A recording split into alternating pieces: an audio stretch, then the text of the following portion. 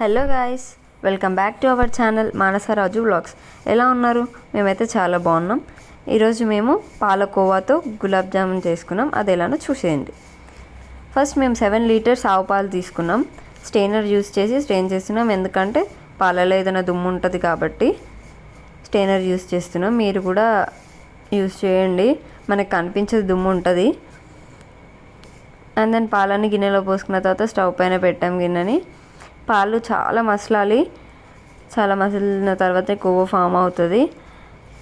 అంటే మనం పాలు కాగుతున్నంతసేపు మనం కలుపుతూనే ఉండాలి, ఎందుకంటే అడుగంటుతుంది. మళ్ళీ ఫస్ట్లో కలపకపోయినా కానీ ఎప్పుడైతే కొవ్వు ఫామ్ అవ్వడం స్టార్ట్ అవుతుందో టెక్స్చర్ మనకు తెలుస్తుంది కదా, అప్పుడు చాలా కలపాలి, లేకపోతే అడుగంటుతుంది. ఆ స్మెల్, ఆ టేస్ట్ వేరే ఉంటుంది. ఒకవేళ అడుగంటితే పర్ఫెక్ట్గా రావాలి అంటే చాలా కలపాలి.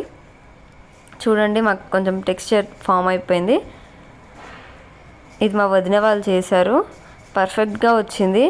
కోవా చాలా పర్ఫెక్ట్గా వచ్చింది. వాళ్ళు కలుపుతూనే ఉన్నారు, మీరు చూడొచ్చు ఈ వీడియోలో. ఫస్ట్ నుంచి కలుపుతూనే ఉన్నారు కాబట్టి చాలా బాగా వచ్చింది. కొంచెం కలపడం ఇబ్బందే, బట్ ఇద్దరు ఉంటే కొంచెం ఈజీ.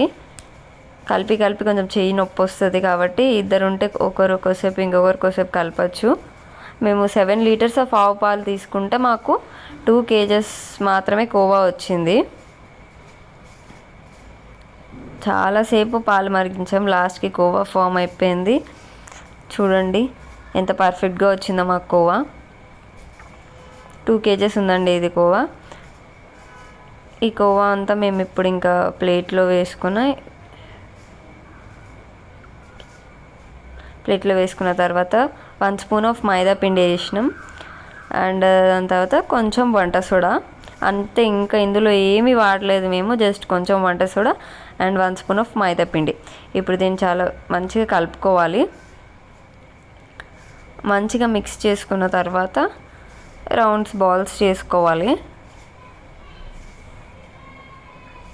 మంచిగా పిండి అనేది కలిసేలా మంచిగా మిక్స్ చేసుకోవాలి. ఆయిల్ యూజ్ చేయాల్సిన అవసరం లేదు, రౌండ్స్ చేసేటప్పుడు ఆయిల్స్ యూజ్ చేస్తారు కొంతమంది, బట్ ఇది కోవాలో ఆయిల్ కంటెంట్ ఉంటుంది కాబట్టి అవసరం లేదు. రౌండ్స్ చేసుకున్న తర్వాత ఒక రౌండ్స్ చేసేలోపు ఇంకొకరు షుగర్ సిరప్కి పెట్టచ్చు పొయ్యి పైన. షుగర్ సిరప్లో కొంచెం యాలకులు అంటే ఇలాచీలు వేస్తే మంచిది, ఎందుకంటే స్మెల్ బాగుంటుంది, మనకి టేస్ట్ కూడా కొంచెం బాగుంటుంది ఇలాచీ ఫ్లేవర్తో. ఇప్పుడు ఈ రౌండ్స్ అన్ని గోల్డెన్ బ్రౌన్ కలర్ వచ్చేదాకా ఫ్రై చేసుకోవాలి.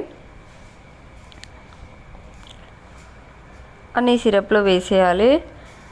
ఈ సిరప్లో వేసిన తర్వాత మార్నింగ్ చేసింది ఈవినింగ్ కానీ, ఈవినింగ్ చేసింది రేపు మార్నింగ్ కానీ తింటే చాలా బాగుంటుంది, ఎందుకంటే ఆ బాల్స్ అంతా ఆ సిరప్ని మొత్తం పీల్చుకుంటాయి కాబట్టి చాలా బాగుంటుంది. అందరూ ట్రై చేసి మాకు కమెంట్ చేయండి పర్ఫెక్ట్గా వచ్చిందా రాలేదా అనేది. Thank you for watching this video. Please subscribe, share, comment to our channel Manasa Raju vlogs. Thank you everyone.